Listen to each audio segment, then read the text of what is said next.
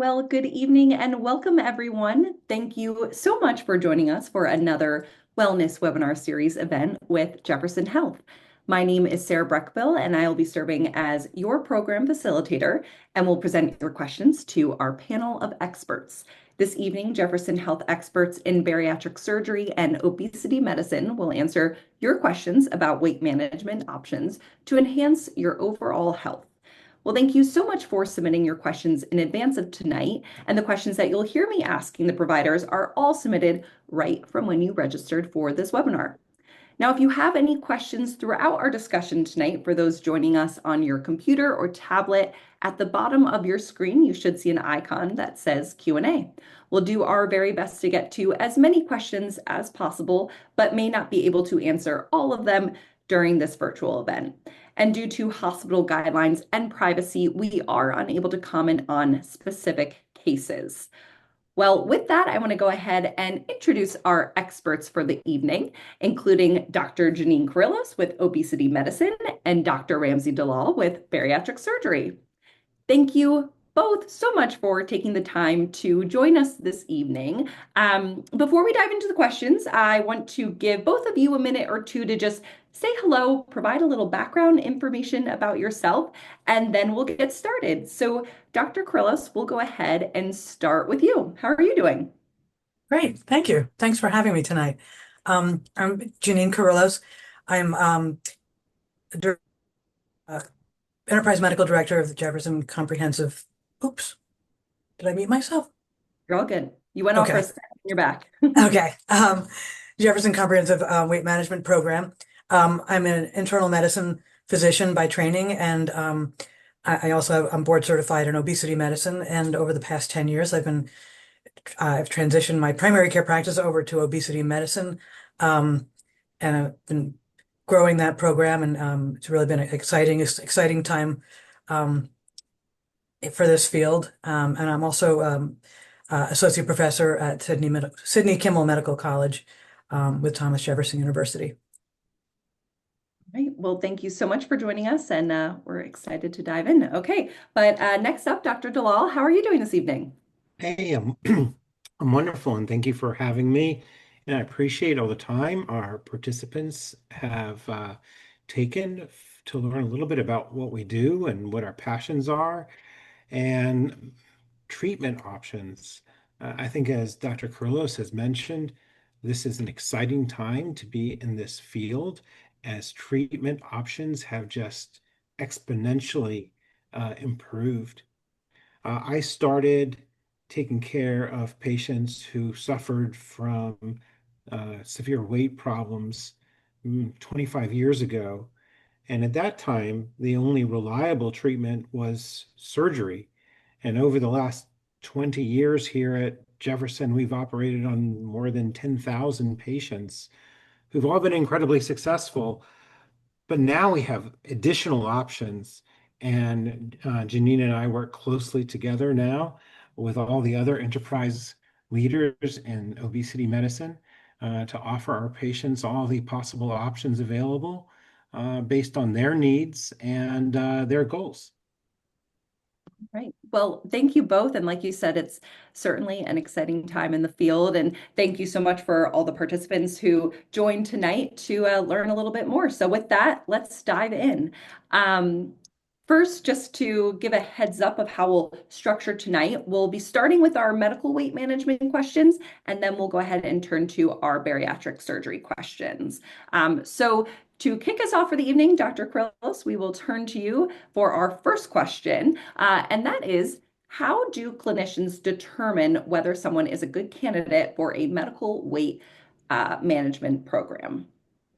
Um, so we do go by numbers as a general rule. Doesn't mean that it's set in stone, but in general, people with a body mass index of 30 are considered to have obesity. Above 25 is considered overweight. So body mass index is a calculation using the height and weight to kind of put everybody on a similar map. Unfortunately, it doesn't take into account muscle mass and other factors. So, there are other things involved, but by the guidelines, body mass index of 30 or above 27 with weight-related conditions. So if you have a body mass index of 27, you're not in the obesity range, you're in the overweight range. But if you have diabetes, hypertension, osteoarthritis, any other weight-related condition that would improve with weight loss, those are people that would qualify for medication. So 30 with just anybody, and then 27 with weight-related conditions would qualify for medication. Now, surgery has different numbers, and maybe we can talk about that because those guidelines have changed, maybe officially, but not in practice. Ramsey, maybe you can speak to that. Yeah, there are different numbers for surgery, and that makes sense, right? Because surgery has different risks and different benefits, and you need to readjust those. But unfortunately, we are also shackled to numbers instead of looking at a patient holistically. There are certainly patients I've seen that don't quite meet the numbers, but they have great need, and some other people may meet the numbers, but may have better options outside of surgery. The main guardrail that we have in picking and offering surgery is insurance benefits. And while our societies and while myself or Dr. Kyrillos may believe a particular individual is a candidate for surgery, sometimes insurers have different criterias. And so it's really important to understand what insurer you have, what their criteria are, and how we can ensure we're giving you all the options you have. Okay. All right. Well, thank you for breaking that down. Very helpful. Okay, let's go ahead and move into our second question here, talking a little bit more about medications. Dr. Kyrillos, do GLP-1 medications need to be taken long-term or indefinitely to maintain weight loss? Yeah, so that's a great question, and a lot of people want to know that. We look at excess weight and obesity as a chronic condition. It's actually a disease. I often say that our bodies weren't designed to live today. We were designed to live hundreds of thousands of years ago in the Stone Age where we were protected from starvation. And so it was, important for us to actually have some excess weight to make it through that long winter. So I always say people with excess weight and obesity would have lived longer back then because we would have had some meat on us. But now it works against us where we live in a environment that has a lot of factors that cause us to gain weight, and many of them are outside of our control. So as long as those factors exist, and you have this disease of obesity, in order to treat it, you need to treat it long term. So I tell patients, if the medication is what made the difference, and then you stop it, people tend to gain weight. If I'm going to treat a patient for hypertension and I give them a blood pressure medication, when their blood pressure becomes normal, I don't say, okay, well, you can stop the med now, you're cured. We tell them that they have to take it long term in order to control their blood pressure. So it's the same thing with weight loss medications. We do need to take it long term in order to control this disease. Now, I do have some patients that, they reach a goal weight or they reach a place where they're comfortable or stable. And then we may, stretch the medication out, maybe take every other dose or lower the dose. We try to maybe, if they want, I mean, it's the guidelines are to continue it at the same dose, but if they want to try to come back off, we can cycle down, cycle off. But as soon as appetite comes back, as soon as weight starts to creep up, you bring it back on. You don't wait for all the weight to come back up again. Okay, thank you. Yeah, that was a helpful description, as I know that is a common question. So thanks for talking us through that. Okay, next question here. Can you tell us about alternative medications to GLP-1s for people who do not want injections or maybe whose insurance does not cover them? Yeah, so there's really a couple questions in there. One is if you don't want to take the GLP-1 medication, because right now, so hot off the press, the Wegovy pill just was approved a couple weeks ago and it just hit the market yesterday. So you can take a pill, a Wegovy pill, semaglutide, oral. It has the same effectiveness, very similar effectiveness as the injection. So if it's an injection, that's the issue. you can take the pill. It's available. They do have slightly lower self-pay prices that may make it affordable for some people. So whether or not you want to take an injection or a pill, there are also other weight loss medications that are not GLP-1. There's phentermine, which is an old-fashioned appetite suppressant diet pill, which is, has been around since 1959. So it really is tried and true and fairly safe and should be prescribed more. And it's very, very cheap. There are other medications. There's bupropion, naltrexone. The brand name is Contrave. There's phentermine topiramate, which is Qsymia. We often use some other medications off label, like metformin. But if the cost is the issue and the insurance is the issue, that's another tough thing to approach. So unfortunately, a lot of these medications are very expensive. And we've reached a critical point where a lot of the insurance plans are stopping coverage, unfortunately, because they can, because they're not recognizing obesity as a disease. Diabetes is a disease, so they'll treat you for that. But for obesity, they can opt out of treatment. So your employer that provides your insurance can opt out of treating for obesity to save on the premiums. Medicare right now is not allowed to cover weight loss meds. Now, the new Trump Rx program, they're negotiating to cover weight loss medications for patients with Medicare, and we're hoping that goes into effect by mid-year, but not yet. And unfortunately, Pennsylvania Medicaid, who was covering it, just dropped coverage. So unfortunately, patients with Pennsylvania Medicaid no longer have coverage. New Jersey Medicaid never had coverage. So it is tough. There are a lot of plans that don't cover it. The out-of-pocket costs are coming down. This medication that list price for $1,200, $1,500, now you can start the Wegovy pill for $149. You can start the injection for $199. You can start Zepbound through their special program for $249. So, while it's not, pennies, dollars, it may be affordable for some patients to take them to pay out of pocket. All That right, was a long answer. I don't think there were more pieces of it that I wanted to get to, but no, it was very helpful. Thank you. And talking through the insurance aspect of it, because I know that's a big concern for many. So thank you. Yeah. Okay. Next question here. Let's talk a little bit about weight loss during menopause. Why is weight loss so difficult during menopause? And can you tell us exactly maybe what works for a menopausal or postmenopausal woman? If I could tell you exactly, I'd be very rich, but I can tell you what we try. So during menopause, a lot of things are happening. There are a lot of hormonal changes. Estrogen levels are dropping. With the estrogen levels changing, leptin and ghrelin, which are hormones that control hunger and fullness, they're also shifting. So what used to make you feel satisfied before may not satisfy you now. You might be more hungry. It affects the distribution of fat. So instead of putting fat on your hips and thighs, which is, to get ready to have a baby, now your fat kind of goes to the stomach, where that's more metabolically unhealthy and can increase insulin resistance. Insulin resistance is really a condition where your body isn't processing the insulin as efficiently as it did before. And insulin is what causes the body to store fat. So insulin takes your blood sugar, your glucose, it turns it to energy. But if you don't need the energy, you store it as fat.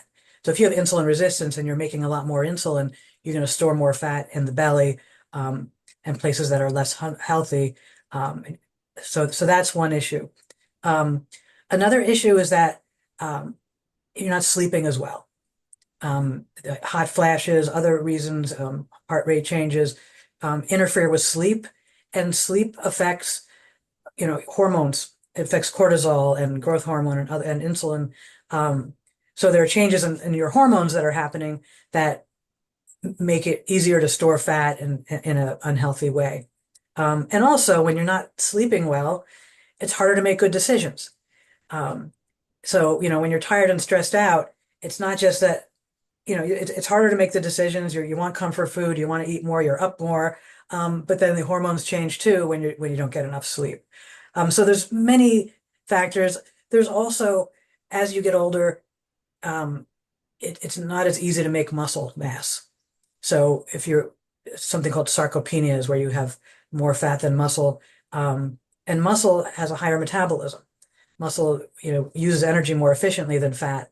So, so men and women, as they get older and have less muscle mass, are going to tend to have a slower metabolism and store fat more easily. So those are a lot of things. So in order to combat it, focusing on eating really good nutritious foods, more protein and fiber, and cutting back on those carbs that are going to stimulate the insulin, focusing on muscle mass, ways to keep your muscles more, more healthy and stronger so that you're not losing the muscle mass, getting regular sleep when you can, stress, a lot of the things that we tell patients in general, in terms of hormonal shifts and metabolic weight is really trying to maintain that. And then there's some medications. I mean, that might be a time where, you might have eaten healthy all your life and have maintained a comfortable weight, and now you hit menopause and you haven't changed much about how you're eating, but your weight starts to creep up. We see that a lot. And it may not be, helpful or possible to cut back your eating. So sometimes there are medications that can help. Sometimes even off-label medications like metformin can be helpful. Okay. All right. Very helpful. Thank you. So this next question, I'm curious if you would say maybe medication would be the route to take, but this question here, how can people lose weight if they cannot exercise due to injury, arthritis, mobility limitations? Yeah, curious to hear your answer.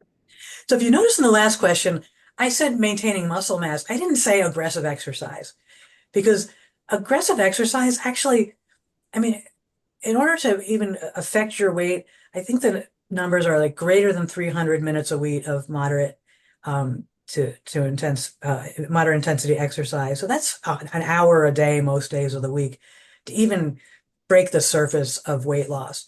Most studies show that exercise is not an effective weight loss tool.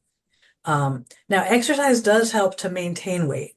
So if you're used to a certain level of activity and then you stop, so let's say you exercise a lot and then you break your leg and now you can't, then you tend to gain weight. But unfortunately, you can't just turn around and run it off. So it is tough. If you've never used to exercise, you have an injury and you're still not exercising,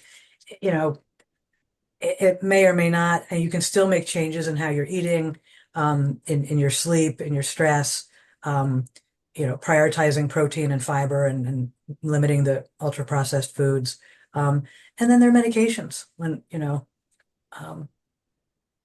because exercise or not, some people just have a hard time losing weight and need medical treatment. Absolutely. Okay, thank you. All right, and next question here before we turn to Dr. Dalal. This last question about medications. Can GLP-1 medications help conditions beyond weight loss, such as IBS, sleep apnea, or even cardiovascular risk reduction? Yes. So actually, some of these medications are approved for some of these indications. So semaglutide, Wegovy, the pill or the injection, is actually not only approved for weight loss, but it's also approved for cardiovascular risk reduction in patients that have already had a heart attack or a stroke or have peripheral artery disease. It is also approved for patients who have MASH, basically fatty liver disease. Now, insurance coverage is a little tricky. Sometimes they have strict criteria, like you need proof that you had a heart attack. It doesn't matter if you have high cholesterol or prediabetes. But if you've had a heart attack or a stroke, or a peripheral artery disease, then more insurances will cover them. And then Zepbound, tirzepatide, is also approved to treat moderate to severe sleep apnea. And again, the insurance companies are pretty strict about having that diagnosis. So moderate to severe sleep apnea means that you stop breathing or slow down your breathing at least 15 times an hour.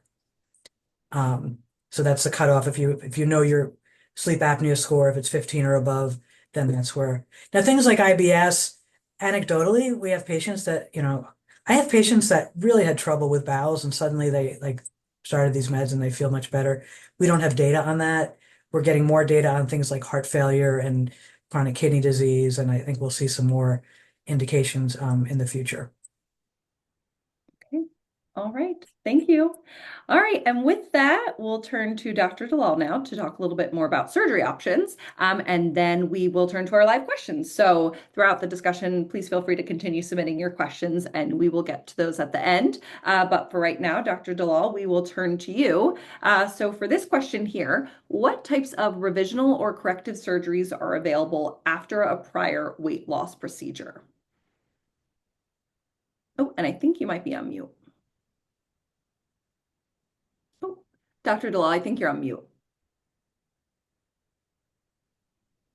You would think with all the years we've had practice in Zoom, people would have learned how to take themselves off mute appropriately.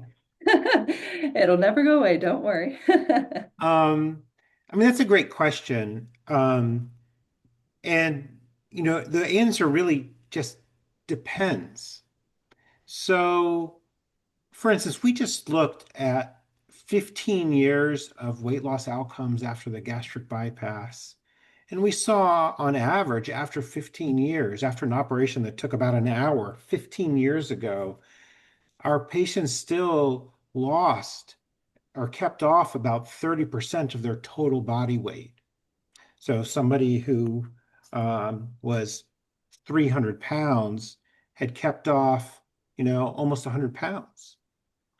So, but that doesn't give you the full picture because average doesn't tell you what the plus minus is. Like some people may have lost much greater than that and some people less. And those people who have lost less may seek additional help. There are very effective treatment routes for people who wish additional weight, even after good weight loss after surgery. That could be, I send them to Dr. Carrillos. Maybe medications are appropriate for that patient. Maybe, depending on the procedure, another procedure could be beneficial. Somebody who had a sleeve could be converted to a bypass or even a duodenal switch. Somebody who had an old-fashioned lap band that can be removed and revised. But there are other operations which are more difficult to quote unquote redo or revise. So that really has to be individualized. And we're happy just to talk to people and understand what their goals are, because that's important. Understand what their symptoms are that are causing them to gain weight, and are they congruent with the type of surgery or medication treatment that we have to offer. So it really is an individual thing. And then, of course, as always, we got to factor in insurance. Some people have difficult insurance hurdles to go through for a revisional operation, other people very simple ones. But it really takes the expertise of an office that knows how to manage these sorts of patients to be able to inform them properly. Okay. All right. Thank you. And next question here, I think might be a similar answer to what you just said, but let's see. So is bariatric surgery still an option or necessary after medications for people that have gotten prior procedures such as a sleeve or a bypass? Oh, say that question one more time. Yeah. Is bariatric surgery still an option or necessary after medications for people that have gotten prior procedures, such as a sleeve or a bypass? Right.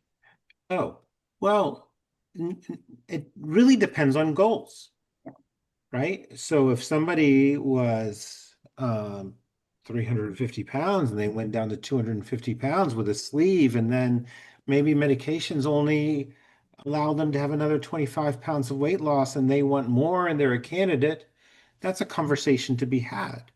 So it really depends on one, what the patient goals are, and then what are the reasonable expectations of results we have with either surgery or medications. So it's that balance that and communication that's necessary.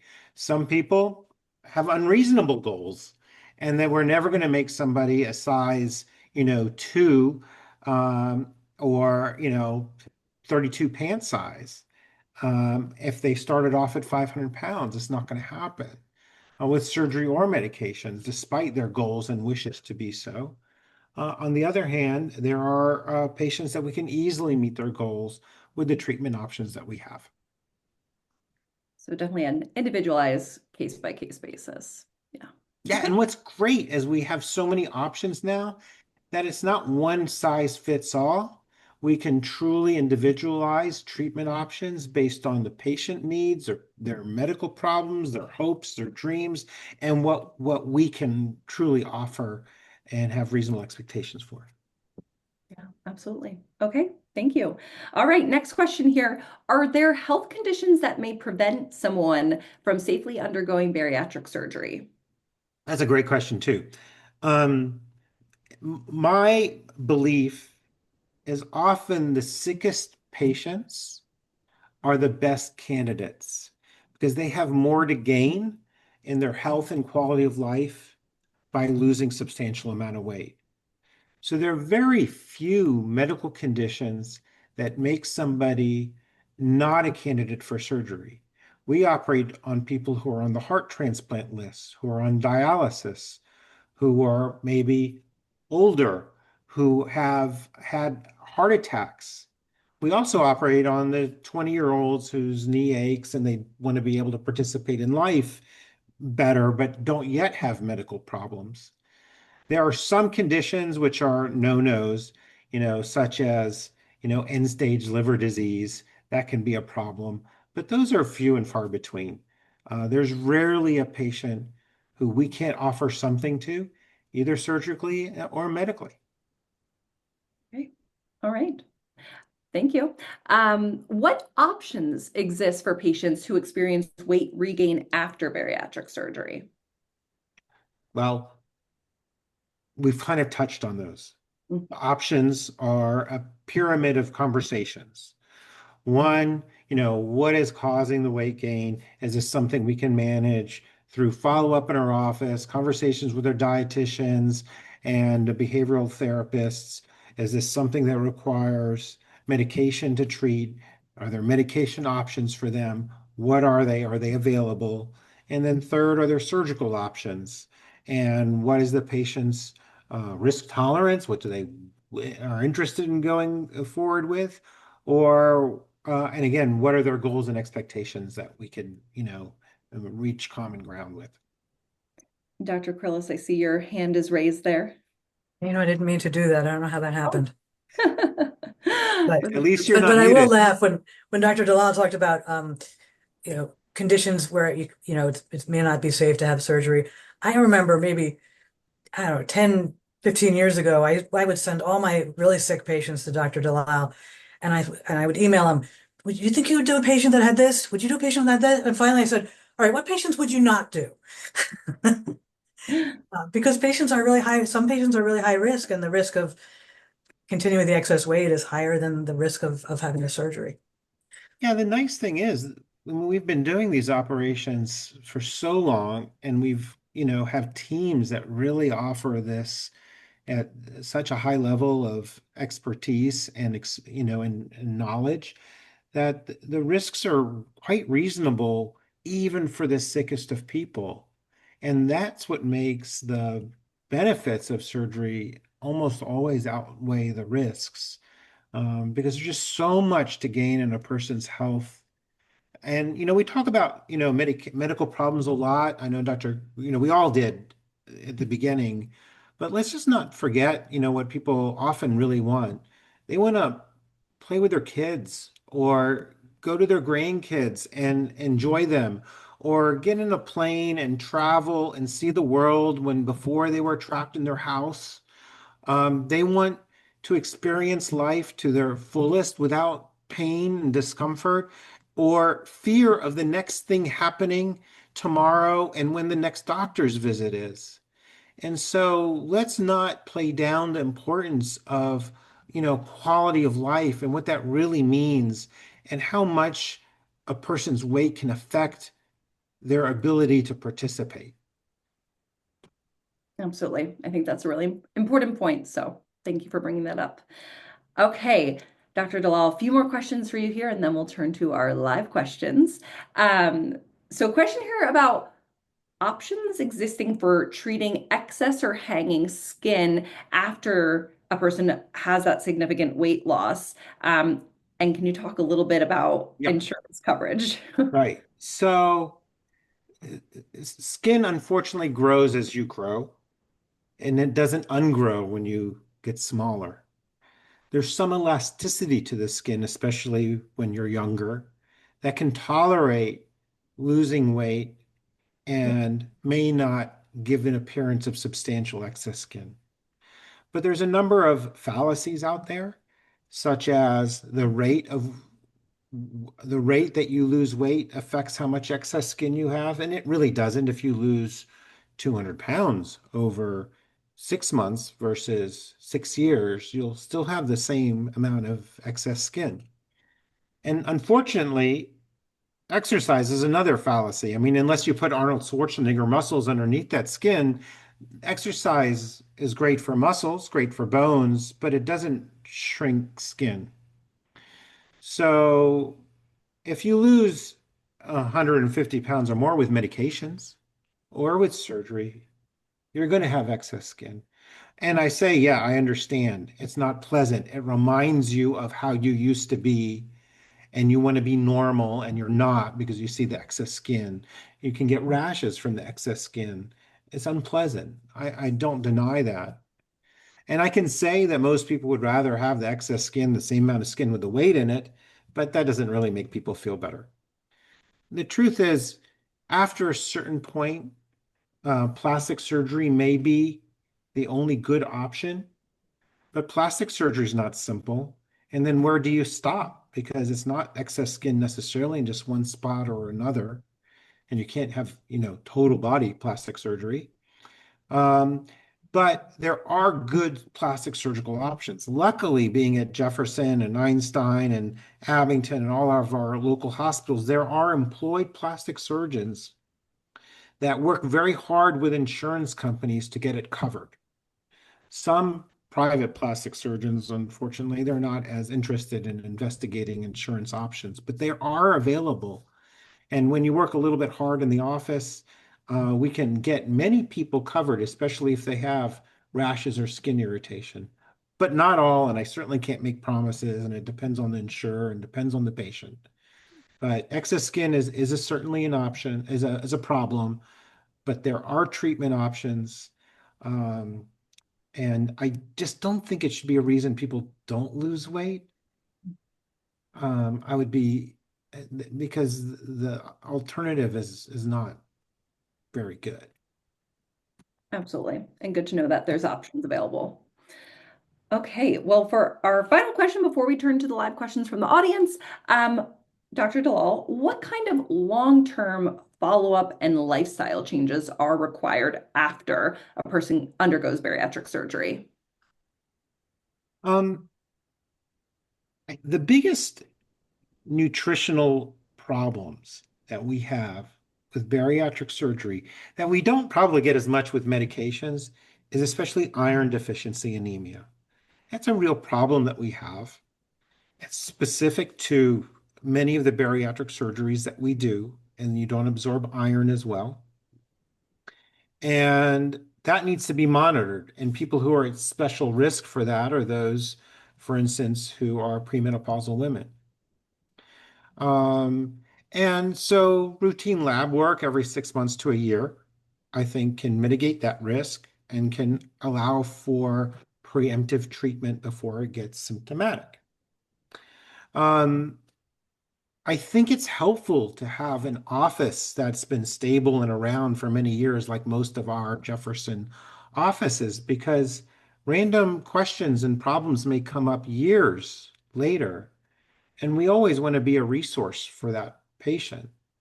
And so while I would love to have a patient see me annually for the rest of their lives, and there are patients of mine who I've been seeing for 20 years, the truth is, many of these operations, as long as you're taking the multivitamins and calcium like we prescribe, don't require as close follow-up as one thinks. Things to look out for often is things that are pretty we look out for everybody. Eating a healthy diet and maintaining adequate protein intake, reasonably active. We're not asking people to be marathoners, as Dr. Curlis has mentioned. So the maintenance isn't crazy at all. That's the fallacy, but there are some things to look out for. Okay. All right. Well, thank you. And with that, I want to go ahead into our live questions because we've been receiving a ton. So thank you all for being so active and engaged in this discussion with us. So how this will work, I'll just go through, read the questions. Whoever wants to chime in, feel free. This is definitely just meant to be an open discussion. So with that, I will kick us off with the first question here. Are there age requirements for bariatric medicine or surgery? Good question. So for medications, some of the medications are approved for age 12 and up. So at our program, we only take patients 18 and up, but there are pediatric programs at Nemours and CHOP and some other programs. So for us, for 12, but for bariatric surgery, I'll let Dr. Dalal. Right. For bariatric surgery, at Jefferson, at all sites, you need to be 18 and older. It doesn't mean that teenagers can't get offered or don't have those options. They're just a little bit more difficult to obtain. And we'd be happy to talk to a teenager and describe to them what their options can be. But at the Jefferson sites, currently, there's no adolescent certified sites. Okay. All right. Good to know. Thank you. Okay. This question here, we were talking earlier about weight loss during menopause. On the opposite end, this person is wondering, what about weight loss medications for women who want to get pregnant? Do you have any thoughts there, Dr. Krillis? Yeah, so that's a tough one. The guidelines are generally for the GLP-1 meds to stop 2 months prior to conception. So if you're trying to get pregnant, actively trying to get pregnant, you probably shouldn't be taking them without a really close discussion of the risks and benefits, but officially it's not recommended to take them. Now, I will say, excess weight does affect fertility, PCOS and fertility. There are a lot of things. So a lot of patients don't think they can get pregnant, and then they start losing weight either by medication or by surgery. They never thought they could get pregnant, so they're not taking precautions, and they get pregnant. There are studies that show that it's pretty low risk to get pregnant while taking one of the GLP-1 meds, but since we don't know for sure, we don't recommend it. But if you do get pregnant, you're probably still okay. Okay. I don't want people to freak out. But if you're taking these medications, you probably should take extra precautions if you don't want to get pregnant. Okay. All right. Thank you. Okay. Another question on medications here. Any challenges with kidney function? No, not for the medications. In fact, there are studies showing that they improve CKD, chronic kidney disease. So I've prescribed these medications for patients with end-stage renal disease on dialysis at all levels. I will say that one of there is a side effect of worsening kidney function that's directly related to dehydration. So if you have the propensity for kidney disease, you do have to be a little bit more cautious with the medications and make sure that you're monitoring your fluid status and staying well hydrated. So I will give that caveat that you do have to be a little bit more careful, but it's not contraindicated. Okay. All right. Next question here. This question is about BMI. So this person says, is BMI accurate for someone who might have a healthy BMI number, but he or she is considered skinny fat by appearance? Would BMI still be an accurate factor here for weight management candidates? Any thoughts there?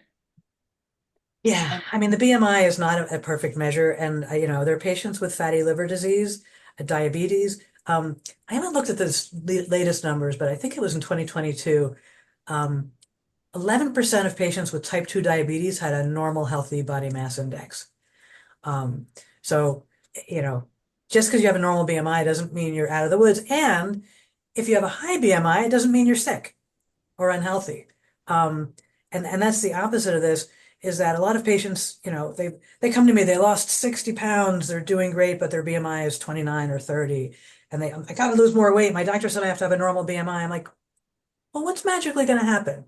You're active, you're healthy, your blood pressure is good, you're sleeping well, you're moving well. Like, why do you need to kill yourself to get to a lower BMI that you probably can't maintain? Um, so on the flip side, the lower BMI, while the weight loss medications may not be approved by insurance, looking at it the right way, addressing some of the metabolic factors, maybe something like metformin, um, Wegovy, semaglutide is approved for MASH, fatty liver disease, at I think a normal BMI, at a lower BMI. So it is important to know that BMI doesn't tell the whole story. Okay, great. And Dr. Lal, I see you nodding along. Any thoughts there? Right. I mean, it's unfortunate that there has to be numbers and cutoffs. And BMI isn't perfect. Ideal body weight isn't perfect. There's all sorts of imperfect numbers. And we just have to accept some of these, you know, imperfections in our systems. Um, because insurance companies and societies and regulators are going to want to say who's a candidate for this and who's a candidate for that. And they're going to want to lay down exact criteria. I will add too that um, what's considered overweight or obesity in Asian population is different. So for the Asian population, the BMI of 23 is considered overweight, and 25 is obesity. So some of the plans will cover the weight loss medications for patients of Asian descent with a lower BMI. Okay, good to know. Thank you. All right. Next question here, Dr. Dalal, I'll direct this one to you. Is there a time frame for bariatric surgery revision to gastric bypass after having a sleeve procedure? What is standard recovery time?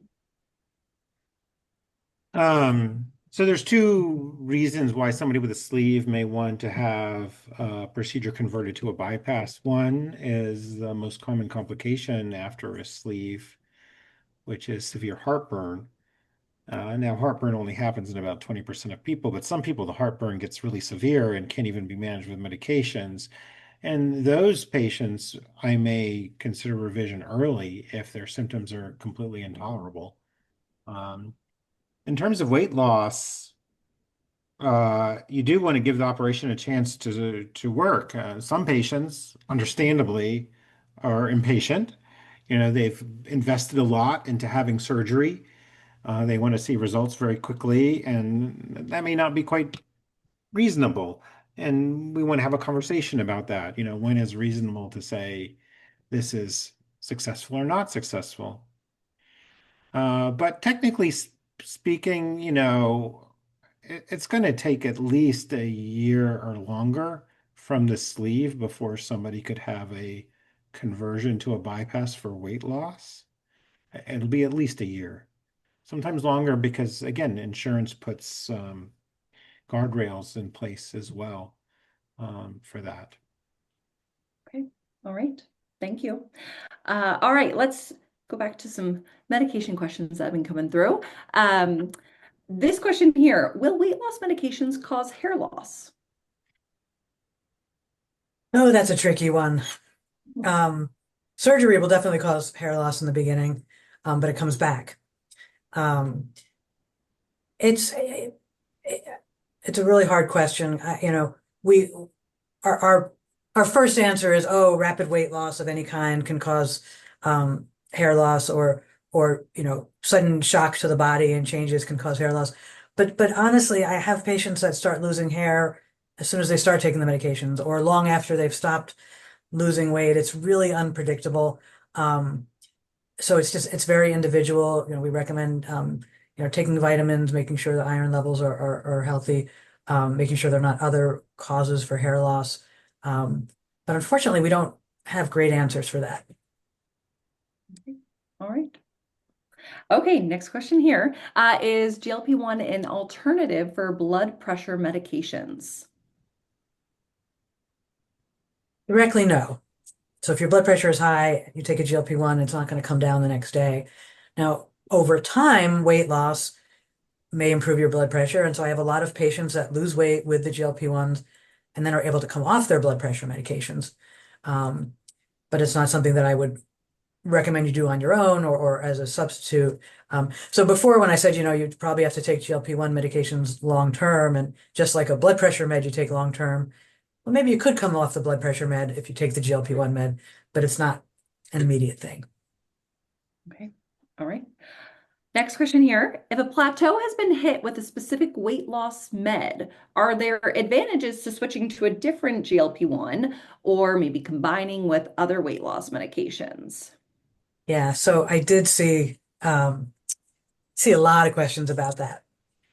And what I don't know in a lot of these questions that are asked are, what was the dosing? Did they go up to the highest dose, the highest tolerable dose? You know, how were they eating and making lifestyle changes? Because these medications aren't magic, neither is surgery magic. They're a tool to help you to make other changes, and you might not have been able to make the changes before, and now you can because of the medication. But patients that kind of eat the same, like some patients will come back and they're like, "Oh, this is great. I'm eating the same but less."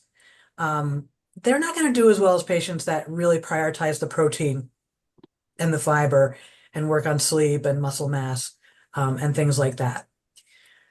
There are patients that get to the highest dose of one medication and don't lose as much as they had hoped. So, um, like Zepbound has a higher weight loss than Wegovy. There are new medications coming out later this year and next year. There's two more medications, one later this year and one next year, that are probably a little bit more effective. That also, sometimes we add more than one medication. I mean, you might be on more than one medication to control your blood pressure or your diabetes. A lot of people may need more than one medication or a medication and surgery to control weight. So we might add an extra medication. We might add phentermine to the GLP-1 medication. You may have surgery and then come back later and add a medication to it. Because again, obesity is a disease that requires long-term chronic treatment. So without knowing what a patient's taking, there may be a med that's maybe more effective. There may be a med that they can add, or more than one med they can add. So it's something that would need to be discussed in more detail and with your clinician or an obesity specialist.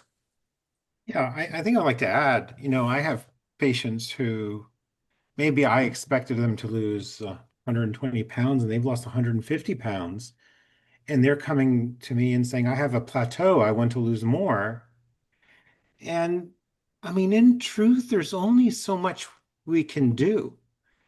These operations and these medications aren't magic. We don't put people to a BMI of 22. That just doesn't happen frequently or ever.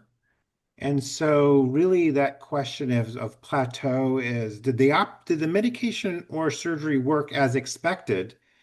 If not, then let's figure out why it didn't, and maybe there's options. But if it did, then maybe we failed to give you the proper expectations of what can be achieved with treatments. Yeah, that's such an important point. Is patients come to me like, I need to lose more weight. Can I switch meds? Maybe that's a wise thing to do, and maybe it's you've already I have patients, I say, you already lost 15% of your body weight or 20% of your body weight. Average is you've lost 22%, average is 15. They're like, oh, okay. That makes more sense. I'm laughing because I don't want to laugh, but I see a question about in the question section of, can I choose to lose how much weight I desire? We don't have that kind of control. Or we give the best tools and treatment and options we can, and the body kind of settles out where, it's going to settle out with the tools that we have right now. I think that's a really important call out, just aligning on expectations beforehand. So helpful to hear you both talk through that. All right, let's get through a few more questions before we wrap up for the evening. This person is wondering, are weight loss medications safe for a cancer survivor? Unless you had medullary thyroid cancer or have multiple endocrine neoplasia type 2, MEN2, they're perfectly safe for any other kind of cancer. So they do not increase risk for pancreatic cancer. That was something that was floating around, any other kind of cancer. And in fact, excess weight and obesity are a risk factor for cancer. So you may lower your risk by taking these medications. Okay. All right. Next question here is just about the process of getting the medications. So this person says, who can prescribe GLP-1 medications? Do patients need to visit a comprehensive weight management practice? Are NPs or other clinicians able to prescribe these medications? Or would patients need to go visit with an MD or a DO? So they can be prescribed by your primary care, um, by endocrinology, by many, you know, even bariatric surgery programs also prescribe medications. It can be a nurse practitioner. Anybody that can prescribe medications can prescribe. The issue is that not everybody kind of understands the proper dosing, how to get the prior authorization approved. Um, the prior authorization through insurance is very tricky. Um, so, it's a great place to start with your primary care. And then if you hit an impasse or a plateau, then maybe go to a specialist. Um, some primary cares are not comfortable prescribing because they don't understand, or so what I would be careful about are some of these online programs and programs that prescribe compounded medications. Those are not the brand name medication. Those are knockoffs, really counterfeits. And you don't know what you're taking. Um, uh, you don't know what, preservatives or compounds they're putting in them. And they may promise you they don't necessarily dose properly. I had a patient yesterday that showed me a vial of retatrutide. That's a medication that is not yet approved. It's not even completed phase 3 trials. Probably won't hit the market for another year. And yet she's taking a compounded version. We don't know what she's taking. What is she getting? How is the dosing? So I'd be very careful about that. There are reputable online programs, but I would make sure that they are prescribing the brand name med. Mm. But I would start with your primary care or a weight management specialist. Jefferson, we're happy to see you. Yeah, absolutely. Okay. Last question here before we wrap up for the evening. I have one final question myself, but this question is about eating and sleeping. So we'll see your thoughts here. How does not eating regularly affect weight, and what sources exist to help guide healthy eating and sleeping schedules? Any thoughts? Time left. Yeah, there's a lot to that. There's intermittent fasting and type of day, and in general, our approach in our clinic is not small, frequent meals. It's having longer periods of time, eating, minimally processed foods as much as possible, protein, fiber, and then giving your body time in between and getting adequate sleep. But there's a lot more to that. I don't know if Dr. Dalal, any thoughts there? I know this is right now we're just, skimming the surface. I mean, obviously, sleep, eating behaviors, um, weight, they all do tie in together. Um, and everybody has their own, I don't want to call it fad, but maybe fad treatment. You have to find what works for you in terms of your eating schedule, your eating habits, your eating behaviors. But without, some caloric restriction, you're not going to lose weight. That's far more important than the frequency or regularity of your eating. And while good sleep is associated with weight loss, it's not as huge a factor as compared to, healthy eating and avoiding processed foods and lowering the calories you eat. That's the real and only way to lose substantial weight. The rest is small compared to that. I will actually take the moment to put a plug in for Jefferson's new lifestyle medicine program. So for somebody that's really looking at, impacting behaviors and learning about their health and how to change their lifestyle to treat disease, Jefferson has a new lifestyle medicine program that's not medication focused and focuses on the pillars of health, sleep, stress, social interactions, things like that. Um, so they're just starting that program, and I think it's going to be great. That's a really great call. Thank you.